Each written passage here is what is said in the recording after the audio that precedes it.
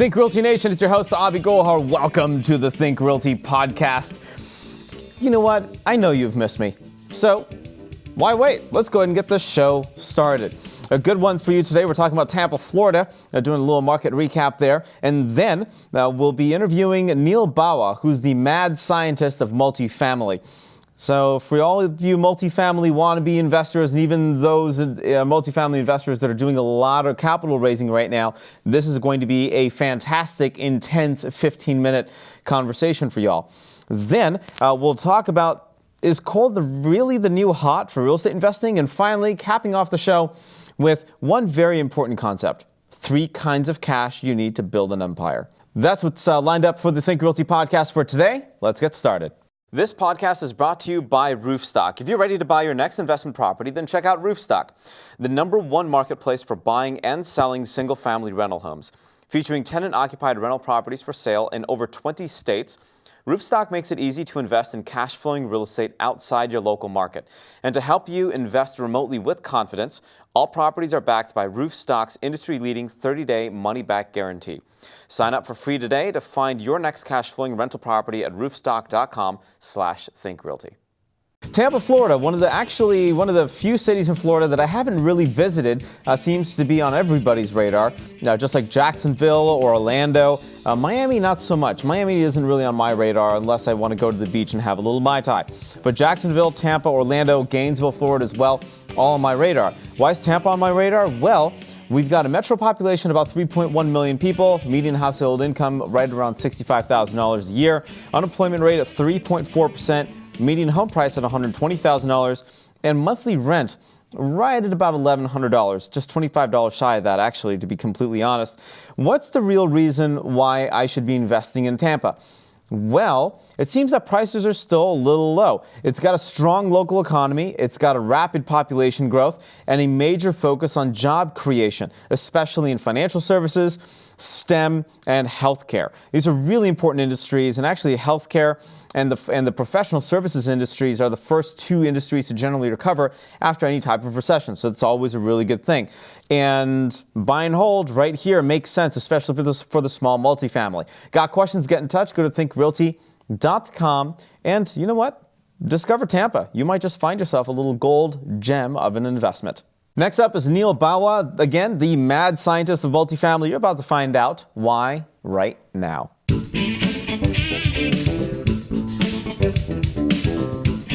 Mr. Neal Bawa, welcome to the show. How are you doing, man? Good to see you.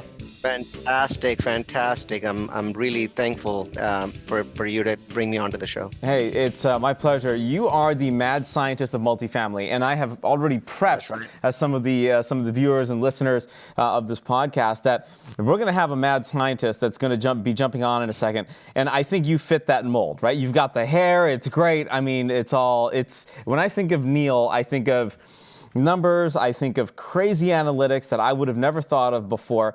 And every time I listen to one of your presentations or anytime I see a post of yours on LinkedIn or Facebook or Instagram, whatever it is, I'm always reading it and I'm always paying attention because there's something there. And I know you would have selected that article to post for a reason. And, as mad scientists do, right? There's always some reason behind the chaos and behind the madness. So, Neal, do me a favor. I know you really well, and we're good friends. But for those of us listening or watching that don't know who you are, give us a little background on who you are and what you do. Sure. So I'm a technologist, successful tech career, successful tech exit. I got into real estate in reverse. Most people start with a single family rental. I started with a $4 million project, a 27,000 square foot campus. My boss didn't want to be a tenant anymore, so we decided to build our own campus for our non-real estate technology company. And that was 2003. And for a year, basically, I didn't get any sleep. I slept maybe 6 hours for a year because all I was doing all day long, let's turn that off, was basically doing my day job until 6 p.m. and then from then onwards until 2 or 3 in the morning until I would just, fall asleep at my desk from exhaustion. all I was doing is basically building this campus. And 11 months later, it was done, and I'd learned an incredible amount about real estate. Repeated that with a bigger campus 2 years later, and that really got me kick-started in real estate. And then did the whole single family, bought 10 in California, still own them, went up to triplexes in Chicago, horrible investment, and learned a lot there. And then basically became a passive investor into multifamily, did 13 passive investments, learned from all the syndicators, became friends with them, gave them my digital marketing tips for tenant marketing. And then basically after selling my technology business, transitioned into real estate full-time. Now I have 1,200 investors, portfolio that's 150 million or 180 million, depending upon how you measure it, and properties in 9 states, mostly multifamily, but also some student housing. So that's, congratulations in on the 2 minutes success. is my story. That's awesome. You use a lot of science. You use a lot of data science to target some of the best markets in the United States. And that for me is really cool because it's not just, hey, let me spin the globe, or in this case, let's get a chart or let's get a map of the United States, unfold it and blindly start pinpointing cities we want to go to. You use data science. So help me understand, A, where do you get this data? B, how do you analyze it and how do you manipulate it so you can actually create actionable intel based on what you have available? Makes sense. So first, to start with, why data science? So one of the key things that I love telling people is that we live in an age where information and analytics and data is the oil, right? So if you look at, this is the oil of the 21st century. And if you're not using data on a regular basis and making investment decisions, you're not an investor at all. You should remove the word investor and replace it with the word speculator, right? And I believe that over 99% of the real estate investors in America are real estate speculators. Right? So they're listening to their gut feel, or they're listening based on what somebody said at last night's meetup, or what their friend said a month ago about an awesome guy in some place. Right. That's not data, right? When you're looking at data, your job is to basically look at what's out there, measure it, right? One phrase that I love to talk about is, if you cannot measure, you cannot manage. And most of the time, we're not measuring, right? And you measure both before you buy a property and after you buy a property. So most of my seminars and webinars, podcasts on the web are about how do I find the best cities and neighborhoods in America to invest in. Yeah, I wish there were more podcasters even also asking me about, okay, so what happens after you buy a property? What do you do with the data after you buy one? And I think that story is even more compelling for those of us that are really in the business. But for the rest of you that may just want to buy a single family property or maybe a 2-unit, here's the answer to Abhi's question, right? The first question he basically said is, where do you get the data? Well, there are 4 main sources that I want to give you in this short podcast. Number 1, Google, right? Population data is from Google. Any city, type in population space, name of the city, and Google will give you a wonderful graph. If that graph is moving upwards at more than 1%, 1 to 1.25% population growth every year, if it's moving upwards, then you're in the right city. If it's flat or if it's down, then you're in the wrong city. Up, Columbus, 1.4% population growth. Columbus, Ohio, Rust Belt city. Flat, Cincinnati, Ohio. Down, Dalton, Ohio. So I picked 3 cities from Ohio because a lot of times people want cash flow, and for cash flow, you basically have to go to a lot of the Rust Belt cities. So I picked 3 in the same state to show you how much of a difference there is. The money that you make in Columbus on a 10-year hold is probably going to be 2 times what you make in Cincinnati and probably 3 times what you make in Dalton. So it doesn't make sense to go to Dalton, even if the cash flow is higher. Right?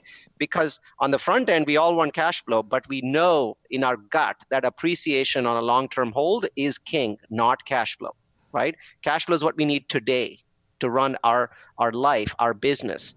But you've got to be careful about where you go. So number 1 tool, Google for population. Number 2, for the other 3 or 4 pieces of data that I'm going to give you today is city-data.com. Remember, there's a dash in the middle, city-data.com. This site is wonderful. If I plug in the word Columbus in there, scroll down just a little bit, it's going to show me, firstly, it's going to show me what was the median household income increase in Columbus.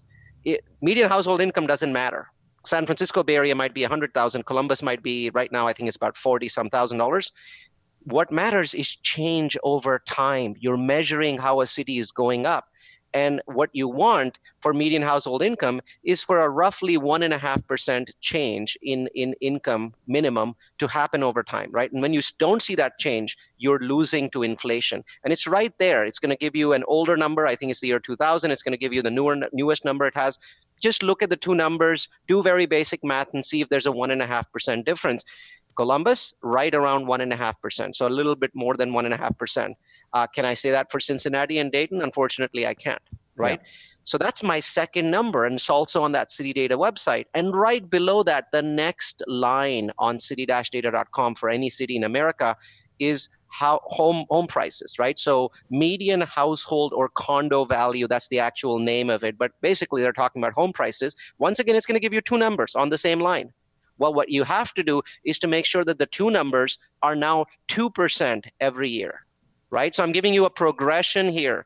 1.25% population growth, 1.5% income growth leads to 2% home price growth. And a lot of cities obviously beat that these days. You know, you get 3, 4, 5% home price growth. Mm-hmm. But remember, that data is over 15 years.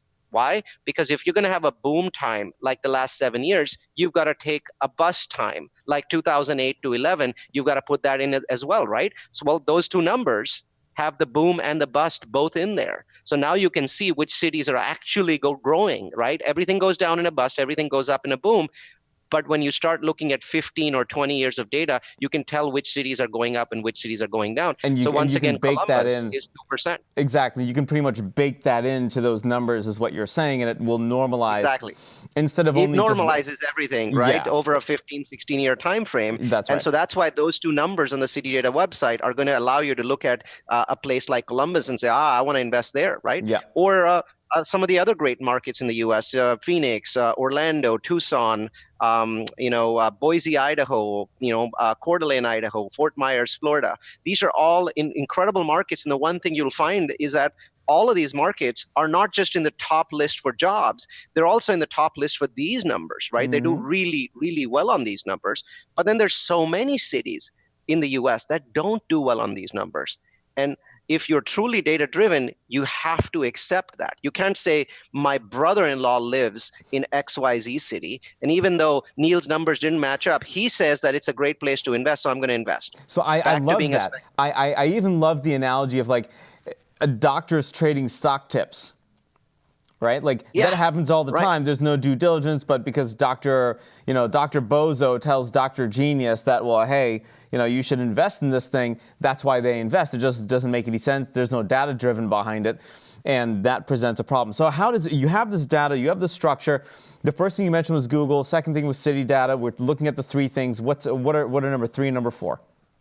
So on the same city data page, scroll down and there's a crime graph, right? So there's a big table that shows the crime in the city. Scroll to the last line. It's blue in color, right? Make sure the number on the right is 500, okay? That number should be 500 or lower, and crime should be declining. That last line is the history of crime in that city. And you can see everything from 2002 to now. And make sure, number 1, crime's declining, and number 2, it's lower than 500. So if you pick that number up, you know that you're not going into a crime-infested city. Doesn't mean that it doesn't have crime. All cities have crime, and high-density areas, apartments tend to have more crime than low-density areas with single-family homes. That's not a big deal. What's important is you want to be in a city where crime is declining consistently, smoothly over the last 15 years. Why? Because if you want to hold for 10 years, you want that number to decline by another 100. Maybe if it's 500 now, when you leave, it's 400. Guess what? Crime rate declines are the single biggest indicator of home price increases. So in 10 years, you're going to win big simply because crime is going to keep declining, and everybody wants to buy in an area where crime is declining. So now what you're doing is you're gaming the system the way that the institutionals are doing. Blackstone, the $2 billion company, when they're buying, they're using these same numbers that you're using. So what you're getting is an all ships rising effect, where every institutional is buying using the same numbers that you're buying. So even if the place was not as good when you started, it becomes better as time goes because all the top guys are investing in it, right? Yep. So that's the next number. You got to make sure that the crime numbers are great. Yeah. And what's number 4? So the next number is not on this website. It is on a website called departmentofnumbers.com. And I'll plug that in for you guys so everybody gets access to it. But it's DEPT of numbers.com Okay. /employment/metros. I know this one's hard. DEPT of numbers.com /employment/metros. Yeah. This is the job numbers for the last 12 months for every city in America, right? Yeah. Simply sort it by the last 12 months. And please, for God's sake, don't invest in cities that have negative job flow, because you cannot possibly make any money, even if you're getting stuff for free, right? So do not buy there. So what's interesting is St. Louis very recently said, well, hey, we'll give away homes for $1. And no. Yeah, right. This is why you're the mad scientist. You even look like it, right? You're like, oh no, don't do this. Yeah, it's such a bad idea. I just don't understand. But basically what's happening is they're trying to, so the moment you get those free homes, right, now you're responsible for the repair. Most of the time you have to demolish the home. And if you don't demolish it, you're going to pay real estate taxes that are going to go up every year. Yeah. So you're going to be trapped in there forever. You can't exit that home and give it away for free to somebody else, right? That's right. You're stuck in there forever, and they're charging you real estate taxes for the next 20 or 30 years. That's right. That's the worst. And even if you lost track of time and you forgot to hit your milestones, the city gets the property back. So you're out of luck. And that's a problem. And worse, most of the time they won't take it back. They'll keep fining you and basically raising your legal costs. Remember, if the city sends you a warrant, you can't ignore it. You're going to get in trouble, right? Yeah. So what you have to do is basically show up in that city with an expensive lawyer to basically tell the city why it is that you're not able to pay your property taxes. So that's really the worst stuff that you can do. What you can do that really games the returns for you is on this page, on this jobs page. Here's the rule of thumb.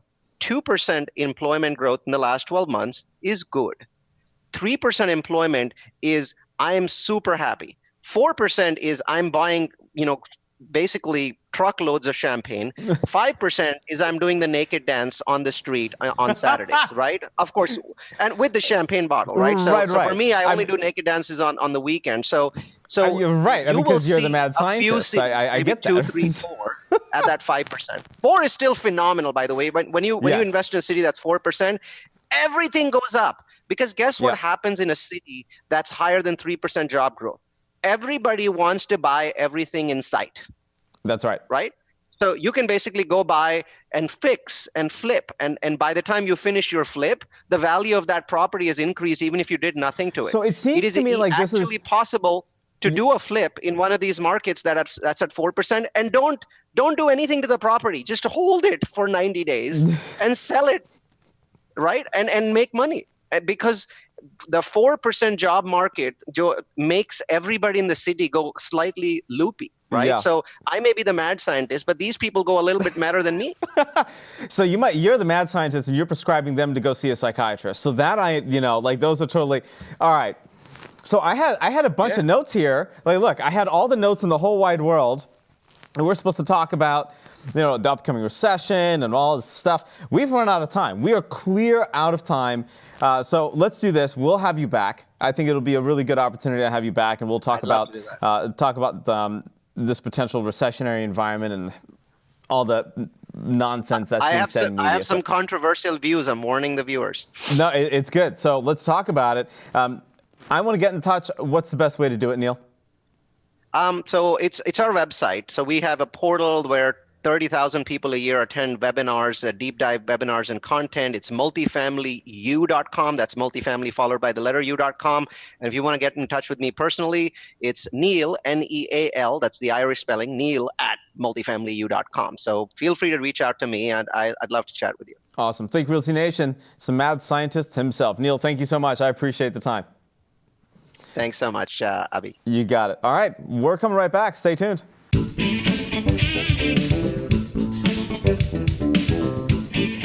This segment is brought to you by Narada Real Estate Investments, your premier source for cash flow investment property. Visit www.turnkeyrealestateinvestments.com. CNBC said cold is the hottest new real estate investment. I'm not sure if they're talking about ice or maybe investing in somewhere on the South or North Poles. I highly doubt that's the case, but it seems is that cold storage warehouses and distribution centers are suddenly in high demand, and that's thanks to new food delivery services like Peapod by Giant, Amazon Fresh, and Blue Apron. It's a very niche market. About 2 or 3% of all goods and groceries are bought online, and we expect the space could explode to 13% over the next 5 years because of penetration on the internet. And I mean, you take a look at like even your chef delivery service. I think Tasty's getting involved. So this seems like a pretty interesting opportunity for real estate investors to take a look at, especially maybe as some of the hotter real estate investments start to kind of cool off. No pun intended. So kind of interesting. Cold may be the next hottest new real estate investment. Now, I was actually thinking about this in terms of also markets, all right, where cold is the new hottest real estate market. It could actually make a lot of sense. I live in Atlanta, so I may not want to only look in Atlanta right now for opportunities, but maybe I want to look outside Atlanta, maybe like 2 or 3 hours, maybe in a different state, maybe in a market that's a little colder. You tracking me on this? All right, get in touch.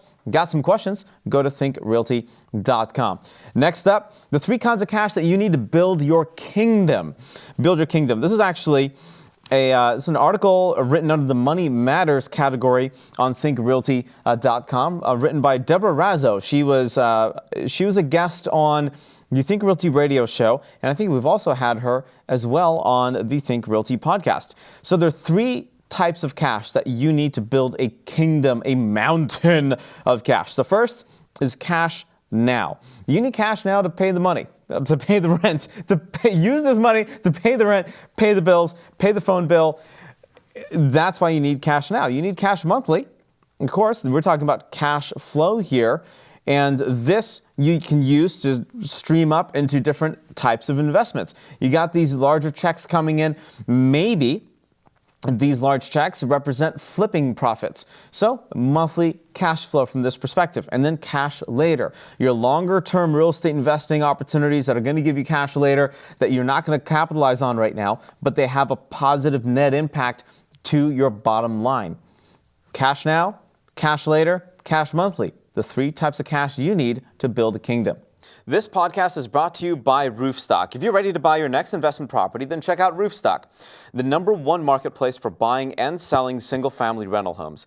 Featuring tenant-occupied rental properties for sale in over 20 states, Roofstock makes it easy to invest in cash-flowing real estate outside your local market. And to help you invest remotely with confidence, all properties are backed by Roofstock's industry-leading 30-day money-back guarantee.